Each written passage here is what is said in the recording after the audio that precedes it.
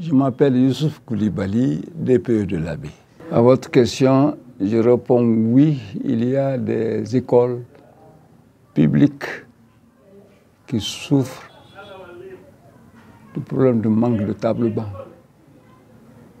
Je voudrais rappeler que l'année dernière, la DPE de l'Abbé a été gratifiée d'une donation de table-banc à certains des établissements élémentaires et secondaires de la préfecture, mais d'autres n'ont pas été servis. Donc ce sont ceux-là qui éprouvent des difficultés cette année. Et à chaque niveau, nous avons conseillé,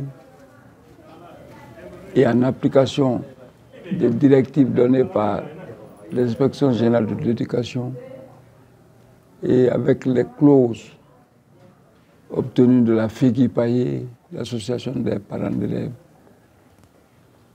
et au plus haut niveau, que si les tables-bancs manquent dans un établissement scolaire, alors de s'abstenir de demander le prix du table-banc aux parents. Mais puisque on ne peut pas aussi inscrire les enfants sans leur donner la place assise pour suivre les cours, sur le plan local, nous avons conseillé aux dirigeants des établissements de travailler étroitement en collaboration avec le bureau de base de l'APAE qui est dans chaque école. Si des élèves doivent être inscrits, mais il n'y a pas de table-banc, alors la direction de l'école, en collaboration parfaite avec le bureau de base de l'APAE, recense les parents d'élèves de 3 enfants. Le directeur remet la liste de ces 3 parents, des 3 enfants inscrits aux membres de l'APAE qui sensibilisent ces parents à aller confectionner un table-banc et envoyer pour leurs enfants. Et le directeur les inscrit sans problème. Et cela doit se faire dans les règles et selon nos instructions de la hiérarchie. Alors, c'est comme ça que ça se passe. Mais néanmoins, quand certains font le contraire, c'est-à-dire les mesures déviantes en s'attelant à ça, quand nous sommes informés, nous essayons de rappeler à ces dirigeants qu'il est interdit et formellement interdit de réclamer 1 franc à un parent d'élève. La voie à suivre et qui est acceptable pour tout le monde, c'est ça.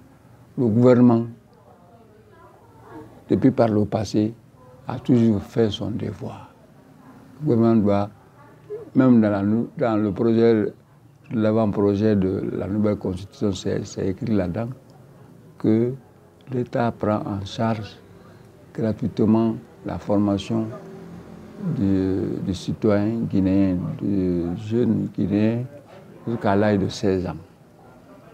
Donc jusqu'au cycle de master et de doctorat, l'âge de 16 ans, le gouvernement prend en charge. C'est pourquoi le gouvernement, en partenariat avec certaines organisations, alors c'est un projet s'attelle à ça. L'année dernière, le projet Suède a amené plus de 2000 et quelques tableaux-bancs ici. On a distribué à certains établissements. Alors, et le gouvernement est en train de prendre des dispositions pour encore épauler, appuyer les structures déconcentrées de l'enseignement préuniversitaire, de l'alphabétisation MEPIA, pour cette activité. Mais qu'à cela ne tienne, si les enfants sont avec leurs parents et leurs dossiers pour les inscrire, soit en première année, soit en 7e année, soit en 11e année, alors là, si le cas aigu là se présentait qu'il n'y a pas de table-banc, mais les enfants sont là avec les parents et les dossiers, on les inscrit et on suit le consensus avec la FEGIPAYE. S'il y a un manque de table-banc, tout le monde sait que la première condition idoine pour un enfant, pour écouter les détails des contenus des programmes en vigueur, c'est la position assise. La position leur permettant d'écouter et d'écrire correctement. Alors, moi-même, chaque jour, le matin, avant de venir à mon bureau ici, je laisse le soin à mon adjoint d'accueillir les urgences du service administratif au bureau et je sors avec un cadre de l'inspection pédagogique ou de la formation continue ou une de mes secrétaires pour aller faire de 3 à 5 établissements. Je viens de rentrer des écoles. Là, moi, je constate, même pas le plan de tablement, beaucoup de choses. Parce que quand je vais, je contrôle l'existence d'abord des documents de fonctionnement administratif et pédagogique des écoles. Parce que je viens de ces écoles-là. J'ai été principal, j'ai été censeur, j'ai été enseignant en situation de classe. Donc je connais ce qui se passe, quels sont les documents qu'il faut avoir pour fonctionner. Mais il ne faut pas seulement les avoir, les documents. Il faut les lire et les mettre en œuvre. Le département, à travers la Direction nationale de l'éducation civique, nous a envoyé une brochure des thématiques civiques qui donne très bon comportement aux citoyens, qui parle de tous les thèmes qu'on peut rencontrer. Et cette brochure bien enseignée participe à la bonne prise de parole des jeunes citoyens que sont les élèves. Ils vont apprendre ça en s'adressant à leurs collègues au Mans après la montée des couleurs nationales et ça va leur permettre d'avoir aussi des connaissances sur chaque thème et cette brochure permet à l'enfant de se tirer d'affaire sur les différentes évaluations en ECM, en éducation morale et civique et en rédaction. Souvent ces thèmes-là sont des thèmes de rédaction. Donc je passe dans les écoles, si je constate des manquements, je prodigue des conseils, je leur indique la voie à suivre pour avoir ces documents, les lire et les mettre en œuvre. Mais surtout dire aux encadreurs, aux fondateurs des écoles privées que la violence à l'éducation est interdite. Je le dis, j'insiste là-dessus. Ce n'est pas un dressage, c'est une éducation. On ne peut pas faire avec la violence, ni verbale, ni physique.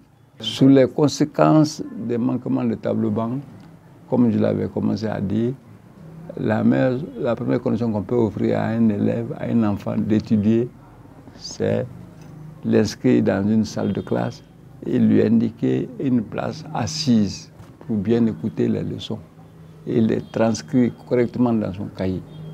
Alors, quand l'élève est assis, il peut mieux écouter, il peut mieux écrire. Si ce tableau manque, la dernière fois, j'étais dans une école primaire où il y avait trop d'élèves. D'autres étaient arrêtés avec leurs petits sacs. C'était en première année, ils étaient arrêtés. J'ai demandé à la directrice de casser ce groupe pédagogique en deux. Et à côté, je suis allé dans une autre école élémentaire franco-arabe où il y avait 2 enseignants en accident. Alors, ce matin même, je viens de signer la note de service retirant ces 2 enseignants-là. En CP1, où il y avait la classe, la pléthorique, là, on a cassé en deux. Le nouveau groupe pédagogique à une des enseignantes qu'on a retirées à la seconde école franco-arabe. Et en 3e année aussi, l'effectif était trop grand. On m'a signalé, j'ai toujours ordonné à la directrice de casser ça aussi en deux. La 2e enseignante va s'occuper de ce second groupe pédagogique. Pour l'objectif de toutes ces visites et tous ces conseils, c'est pour qu'on crée toujours les meilleures conditions d'apprentissage aux enfants. Surtout pour avoir la place assise. La place arrêtée n'est pas une bonne position. À l'AB, on a eu la chance, sur 660 contractuels évalués l'année dernière, il a été retenu capable de faire un bon enseignement, apprentissage, 460, et qui ont été retenus, qui ont été engagés. On est en train de faire revisiter cette situation par une commission qui est même à la fin de ses travaux. Alors, partout, l'année dernière, un enseignant contractuel communal qui n'avait que 4 heures ou 6 heures ou 8 heures, s'il est engagé, il est titulaire, il est au secondaire, il doit avoir forcément minimum 18 heures. On est en train de faire ce genre de redéploiement actuellement. La commission a beaucoup travaillé, on a signé beaucoup de notre service de recadrage et je crois qu'on peut vraiment féliciter et remercier le gouvernement guinéen, à sa tête le général d'armée Mamadi Doumbouya, qui est en train de veiller au grain à travers son gouvernement pour que ces manquements graves à la qualification du système éducatif soient du passé. Et l'ABS se frotte la main. On a très peu de problèmes de manque d'enseignants. Et là aussi, on s'entretient toujours avec les autorités locales, les membres des délégations spéciales qui sont très dynamiques, qui veillent au grain. Dès qu'ils constatent, ils viennent vers nous, les autorités scolaires, on échange, ils rendent compte à la population en les sensibilisant. S'il manque, par exemple, pour satisfaire le besoin éducatif dans une localité, dans une commune, ces autorités-là veillent au grain, on échange et ils vont vers les personnes ressources qui sont dans leur communauté, et 1 ou 2 contractuels pour compléter ce qui existe. Parce que l'éducation est un domaine où on aura toujours des besoins. Ce n'est pas un problème propre à la Guinée ou à l'Abbé, c'est un problème qui est partout dans le monde. Alors, parce que l'éducation, il y a la retraite qui enlève. Il y a les maladies et invalidités qui enlèvent. Il y a ce qu'on appelle les créations, les nouvelles créations. Quand une communauté, à travers un ressortissant, crée des infrastructures et met des équipements, mais pour fonctionner, même s'il y a des enfants, mais il faut recruter les maîtres. Donc ça va ouvrir à la voie à un besoin. Il y a aussi les expansions. S'il y a 3 salles de classe, maintenant il y a un ressortissant ou une bonne volonté souhaite faire 3 autres classes ou 4 classes pour compléter le cycle ou pour augmenter le nombre de groupes pédagogiques conformément à la population cible scolaire.